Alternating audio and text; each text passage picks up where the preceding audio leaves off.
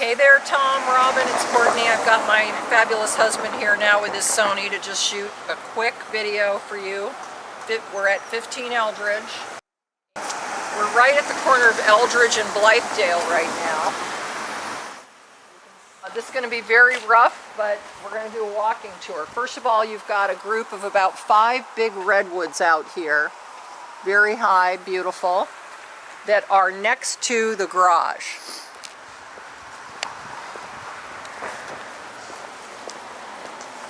Now, if you ended up buying this property, you could completely make this a 2-car garage with more storage. You could push it in farther on the property so that you had a nice apron. The trick is you can't mess with that redwood, so you're probably going to end up needing to just do a large 1.5-car garage here, unless you can go this way a little bit, in which case you could have 2 cars with an apron if you shove it all in some to get a couple cars off the street, which would be nice on a driveway. Let's go ahead and go down this way.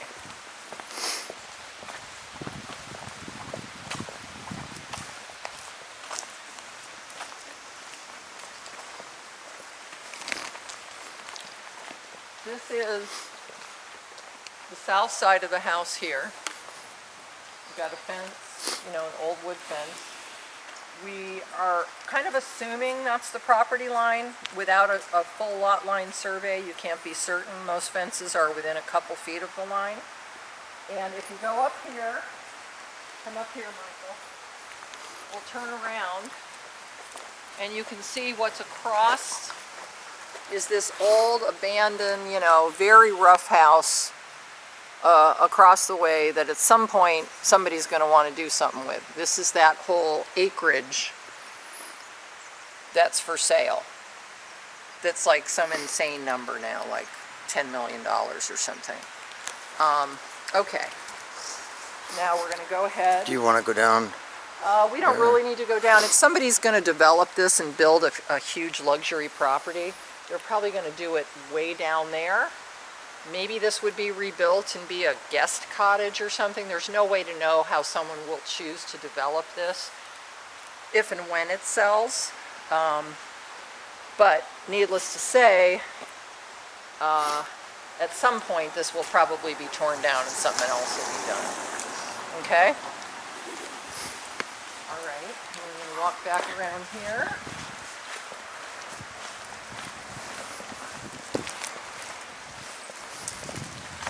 Where it's getting a little bit light up here. This is that whole apex in Blythedale Canyon that we drove through. It is a great location. One of my clients, by the way, lives in this house right across the street. This gorgeous. He's an interior designer. He completely rebuilt this property and changed the address to be on Bigelow instead of having the front door on Blythedale. And he's a really nice guy. His name is David Rivera. And wonderful guy. If you were to end up here, you would have a great time with them. Okay, let's walk in here.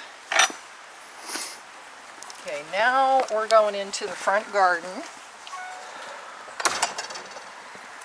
And you can kind of shoot this yard. So you've got 2 big redwoods here near the house.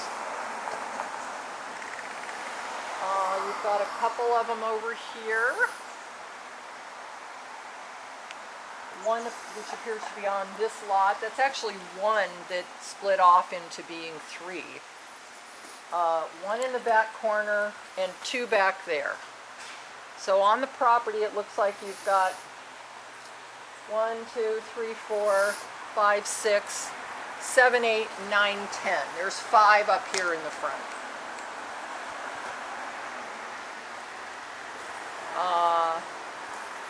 One of the things that I was thinking about is if you were to get this and develop it again, if you took this whole garage down and you moved it back, you'd end up with parking out on the street on a driveway, and your garage may even be able to be tied in for interior access to your new structure. because the structure currently is set back pretty far. So with setback rules, which I will send you a link to, you can bring the whole house forward.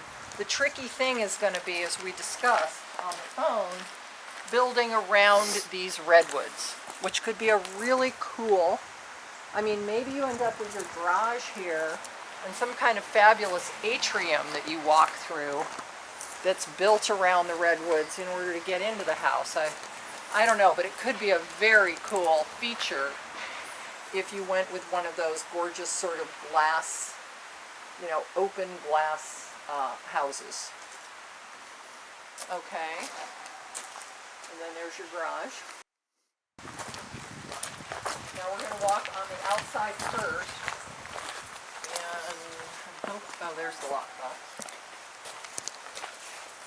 Looking this way, you've got what appears to be a little hammock platform tree fort for the house over here. This is the backyard of a house that's on Blythedale that's around the corner.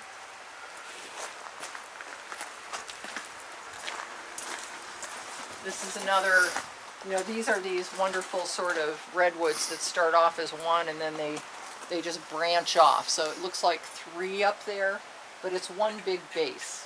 You would not be allowed to touch this.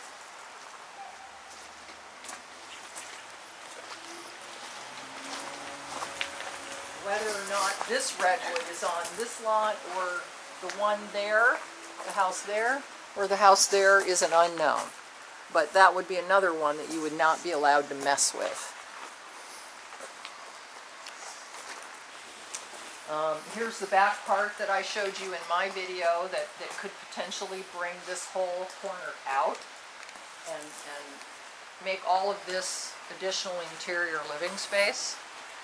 There's your little kind of dilapidated shed. It's on a 0 lot line. If you take the whole thing down, you can never build again there because it is right on the lot line. You can see that it's literally built. The eave goes over the fence. But maybe you wouldn't care about that and you'd be fine with just losing it and being able to use that square footage on the main structure. So let's go ahead and go in the house. This is the exterior deck that's outside the kitchen now. And let's go ahead and shoot. There's my client David's house across the way. He's at number 2 Bigelow, around the corner. But this is good to kind of see the view from here. This is sort of a southeast exposure. We've got the sun coming through now. It's about 11:15 now on Saturday morning. And then if you look over here, you can see the little dilapidated property through the trees. You've got the neighbors next door. There's a hammock way up high. Certainly, if you ended up with this property, you could plant evergreen way up high here for more screening and privacy. You could do pittosporin, podocarpus, whatever you decide to do with landscaping to create, you know, a green wall between yourselves and the neighbor's yard. Okay, I'm going to open the house.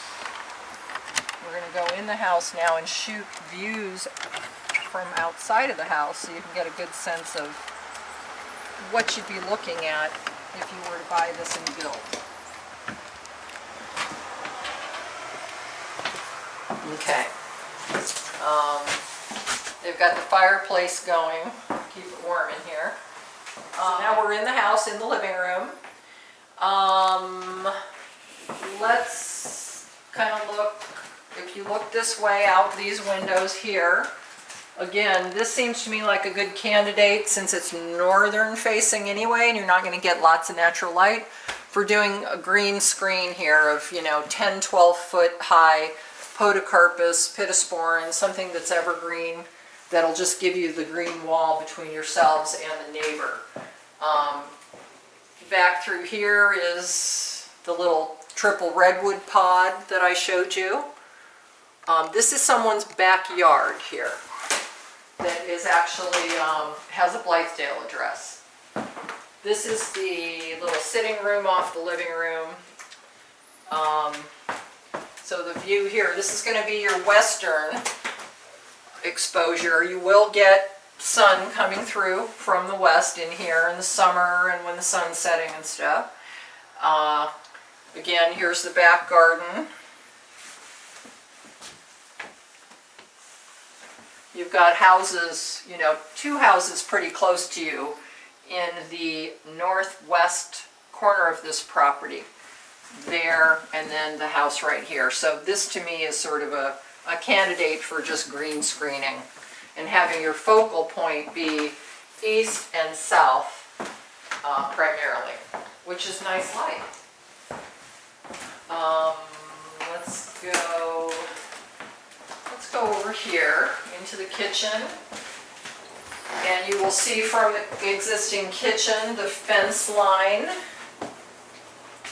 and the abandoned structure across the way. It is across the driveway of that property. So I don't feel like that's so close that it would mess with this property as far as you know, devaluing it. If somebody goes in and tears it down and builds something great there, they're not going to be able to come across this roadway. So you still have a buffer between this property and the other. There's the garage in the distance. Garage does have a couple skylights in it. Not that you necessarily keep that garage. Here we are back looking out where the outside deck is that faces east and into the front garden. You can see the redwood collection there.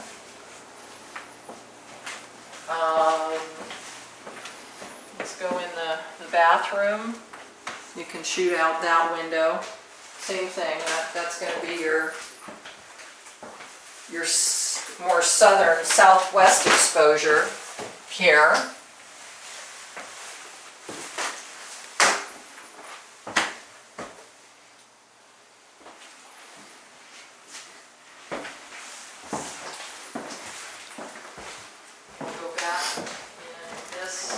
This is the one legal bedroom in the house now because it has a closet with this dilapidated, funky add-on porch that they did that's got a bunch of dry rot. I think she's got this locked because it's probably not even safe to walk out there. But this gives you a good view here of the southwest view from the property. I mean, it is a beautiful setting. There's no doubt about it. 4,500 square foot lot, I think I mentioned, means probably 1,575 square foot living space. But I'll have to confirm that with the city. Because this is on a corner, to make sure that would actually be a guarantee that you could do 1,575 here. And you may be able, as I said, to get a variance and have a little more lot coverage for living space. Okay, and then if you don't mind just tilting up, Michael, and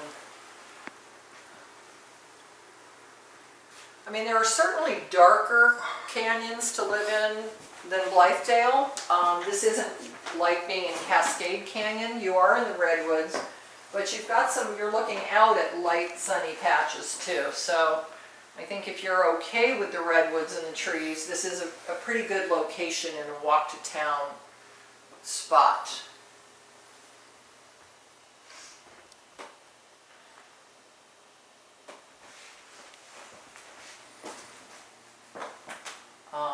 Okay, let's go ahead. Okay, I'm going to lock it up. I'm hoping this helps you guys.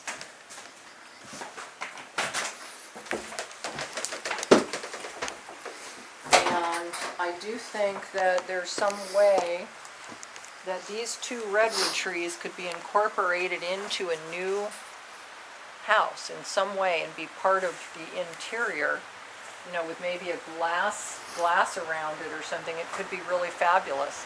And maybe that's how you tie the garage, a new 2-car garage or something, or 1.5-car garage, to the main house, and you walk through an atrium that's enclosed to get in there. I don't believe they will not count the garage as the 1575. I believe that will not be included, rather, since the lot is 4,500 square feet. Okay. All right, so there we have it, 15 Eldridge. It is Saturday, the 19th of January, and it is 11:25. There is some nice natural light coming in this way now for such a dark, rainy period of time, and I think that's kind of nice. There are wires. I think Tom mentioned that. What about wires? There are electrical wires here, and there's no way these will be underground at any time soon in Mill Valley. So you have to kind of accept that that's there. The good news is they're screened a little bit because of the redwoods and the trees, but that is your power.